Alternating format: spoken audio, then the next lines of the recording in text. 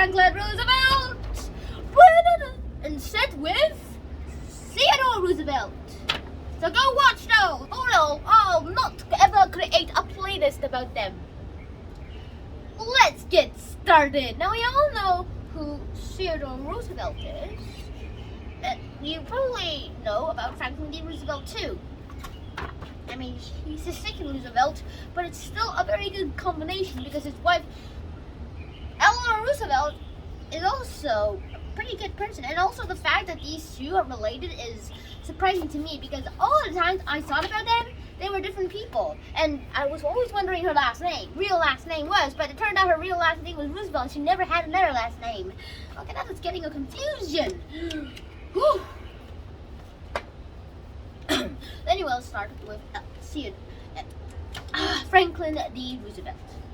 So he was born in Hyde Park of New York on January 30th of 1882, and in 1900 he graduated from Groton School, which is a boarding school in Massachusetts.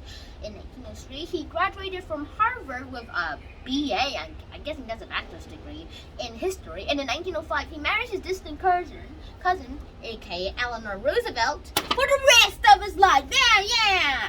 And he gets a lot of children, in fact. And, well, one of them dies in the same year as he was born, but that doesn't really count. In 1910, he ran for the New York State Senate, and he actually won, because mainly Roosevelt was a very famous name.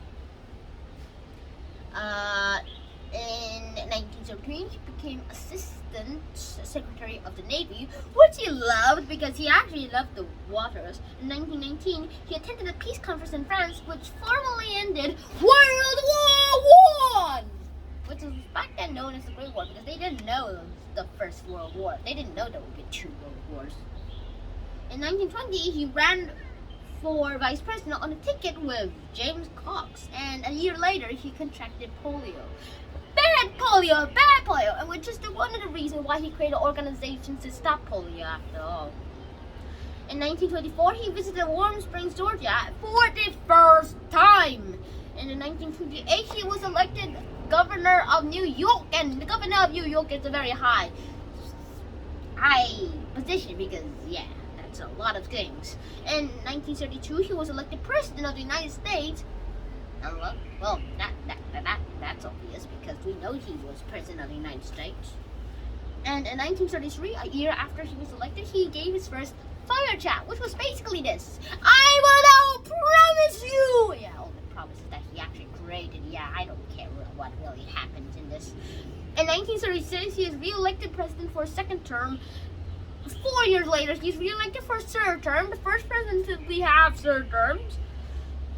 In 1941, he asked Congress to go to war with Japan, and in 1944, he is re-elected president for the 4th term. For the 4th term? That's crazy! I need a drink of water. If you're watching that, if there's no ad right now or in the next part of the video, I highly consider watching while I get a drink of water. Okay, let's hear the premium that is. And now back to the timeline. A year later, in 1945, he died in Warm Springs, Georgia on April 12th, just a few months away from September 2nd, 1945, which was the end of the war. And until then, Harry Truman was president of the United States. And that's all that seemed to happen, because it doesn't really seem right to have a president like Franklin Roosevelt rule like this. I mean, the Supreme Court didn't really like his ideas, but I personally do like these ideas a lot for my own personal reasons. One of them is because of his greatness and how he achieved so much in so little time. I mean, not so little time in just 4 years. I mean, he just did it in the first 100 days of his own rule, and he passed 15 laws, major laws, in fact, I should say, which were nicknamed the New Laws. Well, eventually that name stuck, so it was the name of those laws.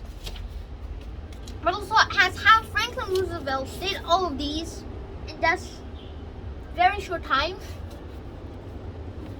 was an awesome thing. Other than the fact that the famous name Roosevelt helped him, he was one of the best people of all time. And I'm just going to say all this because this is one of the best words of all time. Franklin Roosevelt was the best. Well, one of my favorite, my fifth favorite president of all time. Actually, I'm debating either he's third or fifth or fourth, but I'm gonna go for fifth for now. Franklin D. Roosevelt, or Franklin Delano Roosevelt, or Frank FDR, or whatever you want to call him, is still a national hero today. He is still on the dime, and he is remembered by all people on the national dime. Hope to see you guys in the next episode, and I'll see ya. Schnan out. Peace.